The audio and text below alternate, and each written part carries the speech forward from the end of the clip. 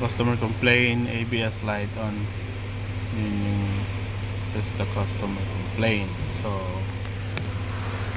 I scan it. Yeah, I confirm that ABS light on. Yeah, when I scan it, there is rear left and rear right wheel speed sensor. So how to confirm that one? Check natin yung data, yung data, yeah, bago tayo mag-inspect para may ano tayo, reference tayo. So yung fault guys is rear right hand tsaka rear left. Tingnan nyo guys, yung front na both side 0 pa yan. Supposed to be 0 talaga yan kasi nga hindi pa tumatakbo eh.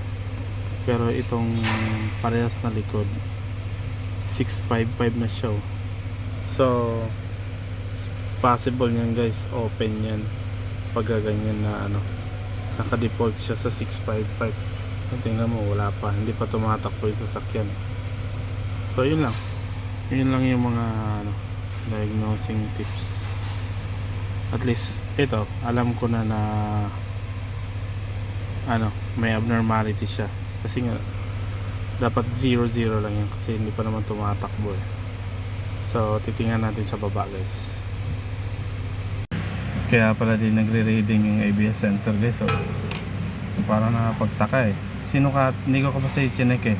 Sinukatan ko muna yung resistance nya 461. Halos parehas lang yung internal resistance nya, pasok sa ano, specs eh. Tapos yung signal din yung galing sa ABS, sinukatan ko na rin. Sabi ko parehas lang ah. Sabi ko ito, kabilaan pa yan guys.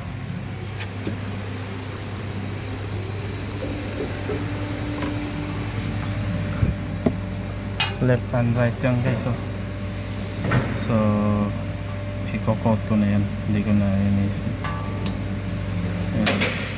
Tingnan mo, grabe oh.